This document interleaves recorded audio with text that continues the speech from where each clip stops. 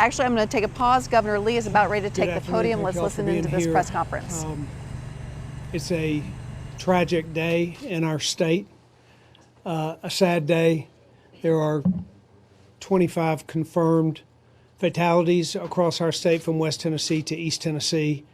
I spent the day touring and visiting with victims and walking through neighborhoods, and the devastation is heartbreaking. It's heartbreaking. It's incredible. Our prayers are greatly needed for families out there who are dealing with a sudden tragic event that has occurred in our state. At the same time, let me just say, I am proud of the response that's been made. It's from our officials, from TEMA, from Metro, from county officials in the counties, other counties affected. As you know, we have had loss of life in Benton County and Wilson County and Putnam County and Davidson County. And the officials there, the boots on the ground, first responders, have been inspiring to see them come together. From the federal government all the way to the neighborhoods, we've seen a very coordinated effort. President Trump called me personally today. The head of FEMA called me personally. Have had multiple governors from across the country reach out. We are working together. The emergency operations centers, both Davidson County and the state, are working together in a very coordinated effort. The mayor will speak in just a few minutes, as well as the director of TEMA, our emergency management operations here. But I just want to, our hearts do go out, and I want to express great concern that we have across Tennessee. I visited with folks who are helping their neighbors left and right all across this state. You know, in the worst of circumstances, the best of people comes out, and that's what we're seeing here in Tennessee. It is as we would expect. I walked up to a site that was a pile of rubble that used to be a store, and I walked up to some folks who said, and I asked them, was this their business? And they said, no, it's just where they have coffee every morning. But they were there to help the store owner rebuild his store and to clean up the rubble. So it was one inspiring example of how Tennesseans are coming together. At the same time, I talked to a victim who had to identify the body of a neighbor. And it is a remarkable situation that we have, both tragic and hopeful at the same time. The good news is that the response has been great. There are counties from across the state that are sending resources, generators coming, pallets of water coming, highway patrolmen being dispatched to places where they're needed, shelters being put up all across the state to make sure that people have a place to stay tonight who have lost their homes.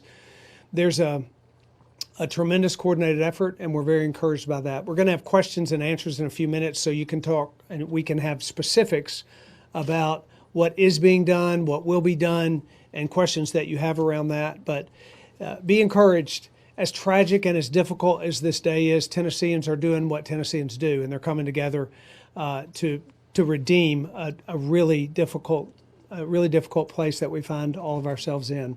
I want to ask Mayor Cooper to speak. The devastation in Nashville has been significant. I toured those sites myself this morning as well, and talked to a lot of the neighbors that we share right here in Nashville. So, Mayor Cooper. Thank you, Governor. And I'm extremely grateful to Governor Lee for his leadership and willingness to work hard and hand in hand with the city as we respond. We've heard from the White House, FEMA, Homeland Security. They've all offered their assistance, and we're very grateful. I had the opportunity myself to see more neighborhoods affected by this morning's tornado. And the damage is devastating, but I am also, like the governor, so encouraged to see Nashvillians out on the streets doing what they do best, which is to help each other. Now, I want to report back.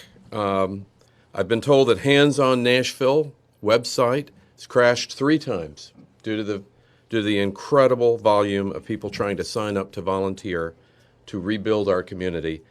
More than 5,000 individuals have signed up online to volunteer, and more signing up every minute. More than 27 companies have contacted Hands on Nashville to donate time and services. And the Community Foundation has so far received $351,768 in contributions, and this is just in a few hours. I'm grateful for that level of participation. What a testament to our city and our solidarity. Now, to facilitate efforts, today I signed an executive order for an emergency state in Nashville. That's very helpful for a city for funding, to give us the ability to fund things like overtime in the city. That's going to be very separate from other states of emergency. I want to be careful about that. But for the city, it helps us deploy funding to our fire and our police department. And it's going to streamline our ability to acquire and distribute supplies and services. And it's going to make it easier for us to respond. But I want to thank the various metro agencies and Public Works, clearing roads, water, and NES. Now, NES already has a distinct challenge. 47,000 customers are missing power. And we're going to be accountable, and we're going to get on that. And I want to thank all Metro employees and NES for the sleepless nights that they're going to have in the weeks ahead, getting us back to where we should be. And again, thank you all very much, and thank the governor and the state for providing leadership in this time of trauma for our city. But we are resilient, and we're going to rebuild. Thank you. Patrick Sheehan is the director of TEMA. This is the operations center behind us where folks have been working all night and all day. So, Patrick, I'd like you to make a few remarks about specifically what's being done to coordinate efforts across the state. Yes, sir. Thank you, Governor. So we opened the State Emergency Operations Center last night when the storms first started moving through the middle part of the state, and with the tornado warnings, and seeing the damage and the devastation that they were causing. And we do that so that we can coordinate with our local partners and bring together state agencies and our non-governmental partners. So we've been working since the middle of the night with the Red Cross to make sure that shelters would be available and open, and with the Department of Health to make sure that we were tracking the medical needs in these communities that are being devastated by these damaging storms, and of course with 25 fatalities, and making sure that we're providing resources to those communities that are devastated by the tornadoes that have moved through overnight. When we do that, we go into a state of emergency, and in the Tennessee Code Annotated, that gives us the ability via our plans to take expedited action and to cut through red tape. And we'll be examining other needs as we move forward, but we'll also be working with the Federal Emergency Management Agency. They had a liaison officer here last night, and an incident management assistance team is on their way here now. And we'll be examining, continuing to do assessments and assess damage, and working through, in a disciplined fashion, the protocols to make sure that we're documenting what we need to document to get federal aid that I think that will merit. We'll continue working in the State Emergency Operations Center 24 hours a day, 7 days a week, until such time as this immediate need is over, and we'll then continue to work for years with these communities, with the city of Nashville, and these counties to encourage their recovery. So thank you, Governor. Thank you. I just want us all to remember as we see the pictures, and if we go out there on foot and see the piles of rubble and the devastation of buildings and neighborhoods, that behind every pile really represents people. It's businesses that have lost, it's families that are hurting, it's people that are the real that have really seen the destruction of this. And while all of us can provide shelter and restore power and clean up and set a stage for recovery, hope comes from the neighbors. Hope comes not from our response, but hope comes from Tennesseans reaching out to help Tennesseans. The mayor expressed how we have begun to do that already. Neighborhoods, churches, community organizations, that's where hope for those who have really faced a devastating night they'll find it. So we encourage everyone to engage in that at the right time in the right place. I'd like for officials from fire department, police department, NES, others to step up, and we'll entertain questions so that we can get information out to people as best as we can. That's going to be our goal over the next as the days unfold. It's to keep people abreast. We had a press conference here this morning or at the Nashville Emergency Operations Center. Today we're doing it, this afternoon we're doing it here. Those will continue. We'll continue to provide information as the days unfold. So we want our folks out there to know exactly what's happening so they can engage. Be happy to answer your questions. Governor, you mentioned that the death toll is 25 people now. Can you break those down? I mean, are those most still in Putnam County? There are, I believe, 19 in Putnam County, 3 in Wilson County, 2 in Davidson County, 1 in Benton County in West Tennessee. And let me just say, too, there are missing people. There are still people that are unaccounted for, particularly in Putnam County, and search and rescue continues there.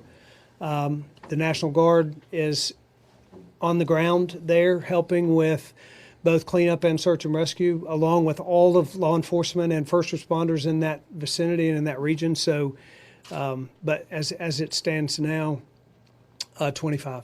Do we have an estimate of how many are unaccounted for in Putnam County? We don't know the specific numbers about that right now. Do you guys have any understanding of how effective the warning systems were? We've heard from some folks that they maybe didn't get the text message or didn't hear the sirens. You want to address that? Sure.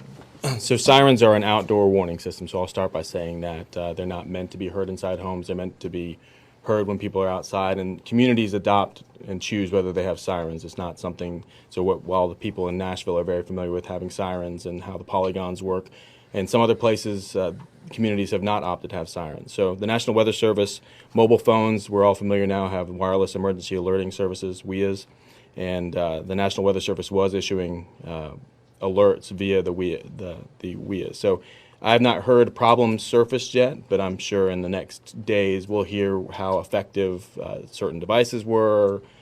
People will have things to say about carriers, but right now, as we understand it, the National Weather Service was issuing warnings as it was appropriate, and folks can also turn off those alarms, which are loud, and sometimes people don't like hearing them. Were there sirens anywhere in Putnam County? I don't know. Local counties control their sirens. State does not control weather sirens at the local level. If I could. Governor, could you go over what you talked about earlier of the National Guard and what their role might be in the coming hours and days? We will. A part of what happens here, and General Holmes, you might step up here and make remarks to that, but a lot of what happens is you assess and then determine what the next steps are. So a lot of today was assessment. I will say this, when we got to Putnam County and we saw the need for search and rescue even greater than what was originally anticipated and the amount of devastation that was there, immediately the National Guard was called out and we sent how many troops there? We've got 30 there now. Another 30 on the way. 30 on the ground now, 30 on the way. So as we assess and as we see the damage and the need, then we deploy resources. But you might comment further about that. Yes, sir. So plain and simple, we have 12,000 soldiers and airmen that are citizens of this state that are serving in the National Guard. We will make every last one of those available to our communities on an as-needed basis. As the governor said, we've already deployed guardsmen, both Army and Air, in multiple locations, Putnam County primarily. We have debris removal teams that we're moving in from West Tennessee, and then the wing in Knoxville. So we're prepared and poised. We realize that the initial response is going to be some time that's needed to assess certain areas. We've already talked to Metro about possibly providing some additional manpower and soldiers there as needed. We've got a C-17 that's on standby in Memphis, ready to haul any needed supplies into any of the areas as needed. So we're available, we're actively engaged, and this is why our soldiers and airmen wear the uniform, is for this very instant. Thank you. Governor, if I could ask a question of Chief Anderson.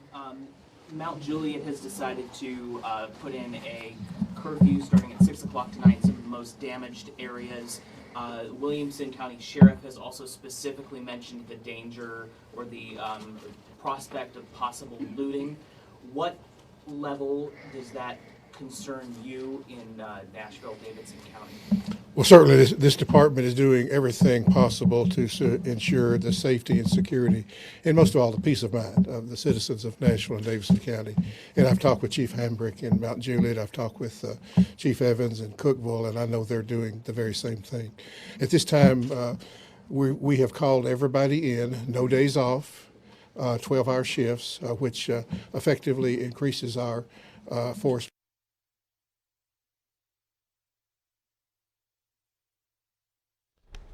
All right, obviously we are having a little bit of trouble with our audio feed from TEMA's command center on Sidco Drive. Chief Anderson talking about communicating with other law enforcement. No word on a curfew. I think that was Matthew Torres or Jason Lamb who asked that question. Who asked it. We do know the curfew in effect in Wilson County, though, and so those hard-hit areas. 6 p.m. tonight 6 a.m. till 6 a.m., and that's just for everyone's safety. And then earlier, Vicki, we talked about today's Super Tuesday. It is. The Democratic Party filed a kind of an emergency lawsuit because so many polling places were impacted. Some did not open at 7, opened late, and now we have a little bit of information about that, right? We understand that they have asked that it's going to be open until 8 o'clock tonight. All polling stations will stay open until 8 o'clock tonight to give people who perhaps were tied up doing things that they had to do because they've been a victim of the storms, the chance to actually place their vote, to make their vote. Yeah, and 5 super sites will be open until 10 p.m., an additional 2 hours. Those are the Howard School, the Department of DCEC offices on Murfreesboro Road, Pearl Cone High School, Donaldson Presbyterian, and Cleveland Park. Those are the 5. And I think we had a picture of Cleveland Park where so many people were going to vote. Long lines, you're going to have to be patient. And we're also now getting some confirmed fatalities, right? Oh, we're going back to the press conference. Okay.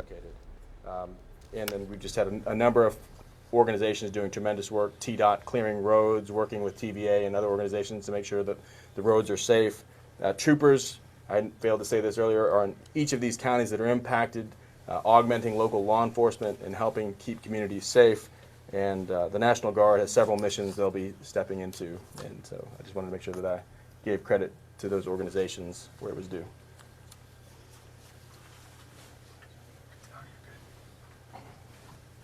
Any other questions? If there was one thing, Governor, and Mayor, or any of you who want to weigh in here, when you talk to folks out there, what do they need most, and what can the state or the city or FEMA provide very quickly? You know, I think people need to have their felt needs met, right? We need to provide shelter. We need to provide security. We need to provide resources. And we're doing that as has been explained via generators or law enforcement or debris cleanup, public works providing services to make way for people to utilize the streets. Felt needs need to be met. But then I think the other thing that has to happen is people need to have hope. They need to feel encouraged that people are going to surround them. As I talked to a person today who had lost everything that they owned completely, walking through rubble trying to find the last pieces of what they owned. And they had previously, earlier in the day, been called upon to identify bodies of victims. You realize that people out there need us to provide hope, and that's why we will provide the resources to meet those needs, the physical needs that people have, but the community will provide the hope. And we're, as we said, we're beginning to do that. We've seen a great outpouring so far, and that's what we should do, and that's what we will do. Well, thank you all. We will be, as we said, continuously providing information for the people out there. We want folks to know exactly where to go, where to turn, how to have those physical needs met, and we want to be a provider of that information. Again, thank you for everyone who's coordinated efforts. The response and particularly the coordinated response has been impressive. It's made me proud to be in the spot I'm in, because what I get to watch are people getting it done on the ground, and that's happening in our state, and we should all be very proud of that. At the same time, we need to be very mindful of the incredible devastation and heartache and pain and tragedy that's happened to many of our neighbors out there, and let's not forget that's what's behind this rubble that we see out in the streets. So thank you all for being here. Thank you for spreading information. Be sure to reach out to all of our departments, all of our offices, if you need more information, because that's what we want. The more information we can get out there, the quicker people can recover.